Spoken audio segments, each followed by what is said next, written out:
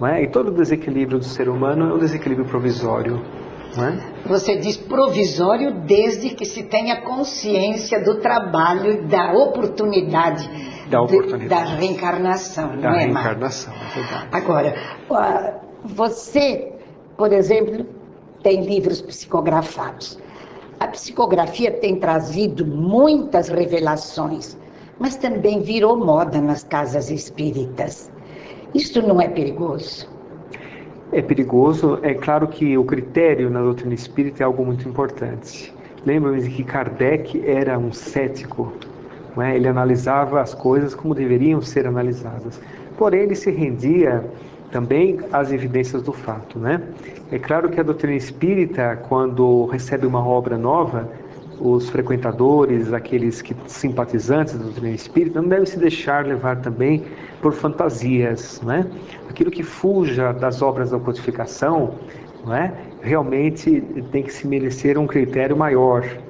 Evidentemente, as obras espíritas que surgem às centenas, né? Elas têm que ser analisadas, né? Com bastante critério. Há centenas. Agora, por exemplo, nós recebemos muitos e-mails, inclusive nós temos aqui da Vera Lúcia e da Silvana Palassi, que nos pedem uma orientação, porque elas procuram casas espíritas para receber recados, por exemplo, de parentes desencarnados. E uma delas foi exigida uma fotografia para receber a mensagem. Outras, vários detalhes, nome de avós, detalhes outros de como desencarnou. Então, se observa, os espíritos precisam destes detalhes para mandar suas comunicações? Não. Primeiramente, deveríamos dizer assim, a principal função da doutrina espírita não é o correio mediúnico. Esse é uma das particularidades da psicografia da mediunidade. Porém, exige uma psicografia muito desenvolvida, poderia ser uma psicografia mecânica ou semimecânica, não é? E não é necessário que você dê todos os dados para que então saia a mensagem. Os espíritos que irão contribuir para a comunicação já trarão o próprio espírito que dará os dados necessários. A pessoa que recebe a mensagem, o parente, ela vai saber, vai sentir no coração que ela está recebendo a verdade, pelas coisas que falam, né? Os detalhes, uma conversa entre os dois. Mas às vezes, né? A pessoa está tão sofrida que aceita. É verdade. Mesmo sem detalhes. Eu falo com você, Vera Lúcia, e com você também, Silvana.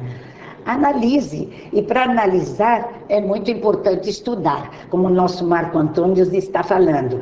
Você não pode analisar se não conhecer. E para conhecer tem que estudar Kardec.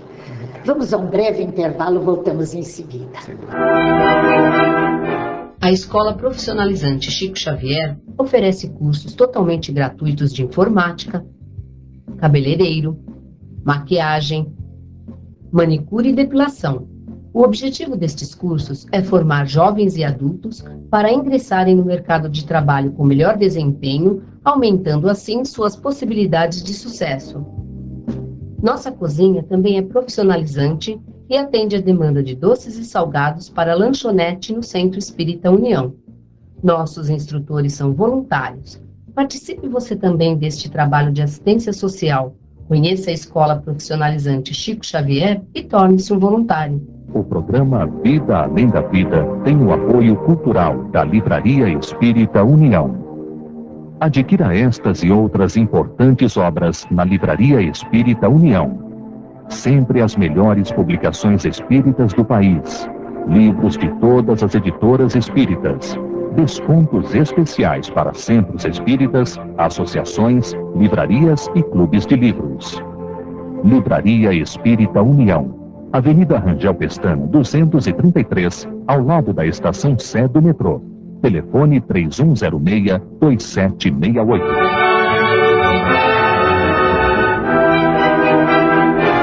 Voltamos com Vida Além da Vida. Um programa que tem o patrocínio da Livraria Cultura Espírita União, situada Avenida Rangel Pestana, 233. Hoje entrevistando o nosso Marco Antônio Maiuri. E assistência social? Porque ela é importante para a casa espírita, porque há muita gente que acredita que a casa espírita é só um posto de comunicação dos espíritos. E assistência social é importante? Assistência social é muito importante. Fora da caridade não há salvação. Queremos dizer com isso que a caridade é um importante instrumento de autorrealização. Porque quando nós nos colocamos no lugar do outro que está em dificuldade, sentindo o seu problema, nós realmente crescemos com isso. Quando você pensa que está ajudando, é você que está sendo ajudado, né? Agora, a cesta básica, o alimento, o agasalho, naturalmente é para socorrer a emergência, não é? A emergência de quem está desempregado, de quem está com muitos filhos, está doente, não pode trabalhar, não é? E a caridade realmente é tão importante, a assistência na casa espírita, porque você exemplifica o que Jesus nos aconselhou: ama o próximo como a ti mesmo. Marcos, uma pergunta bem, eu diria, de gabinete. Você não acha que você é um privilegiado, dirige 2 casas espíritas? Não há poucos centros espíritas numa metrópole como São Paulo, que é tão grande, e que a gente vê que um trabalhador é impossível muitas vezes sair de Pirituba para ir num centro, na capital, na cidade, na federação, por exemplo. Quando muitas vezes nós vemos outras igrejas, numa grande avenida, cada 3 quadras tem uma. Por que tem tão pouco centro espírita?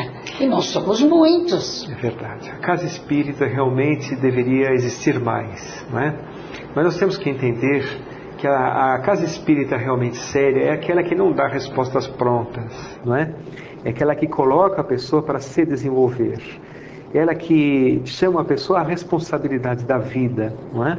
Então, eu acredito que as poucas que existem, né, devem fazer um trabalho de aprimoramento na doutrina, né? Como Kardec nos aconselhou, em pequenos grupos, mas grupos unidos, bastante coesos, né? Que fazem o que o Espiritismo pede para nós, né? Isso é importante, que nós tenhamos essa consciência desta união. E eu vou perguntar a você, graças a Deus, o Espiritismo não tem Vaticano, não tem papado. Então, todos teremos que ser suficientemente grandes para dirigir a casa espírita. Exato. E suficientemente pequenos para sentirmos que não somos poderosos. É verdade. Não é verdade? É verdade. A casa espírita tem uma característica diferente dos outros templos, né? A casa espírita não pertence a ninguém. Ela pertence aos trabalhadores da casa, né? E, naturalmente, também é um laboratório para as pessoas se conhecerem, não é? Porque um trabalhando com o outro, naturalmente, vai ver as qualidades e aqueles ajustes que precisam ser feitos, tanto da própria pessoa como do companheiro. Então, a casa espírita é um grande laboratório de crescimento. E a casa espírita começa muitas vezes na fundação, com meia dúzia, 10 pessoas. Verdade. Cresce muito, Verdade. Mas há depois aquela miscigenação, e uns saem, outros entram, e ficam poucos daqueles que começaram. Verdade. Por quê, Marcos? Esses são os reais trabalhadores. Colunas? São as colunas, aqueles que dão a sustentação à casa. Naturalmente, essas colunas têm que também, com o tempo, abrir oportunidades para outras colunas, vamos dizer assim, não é?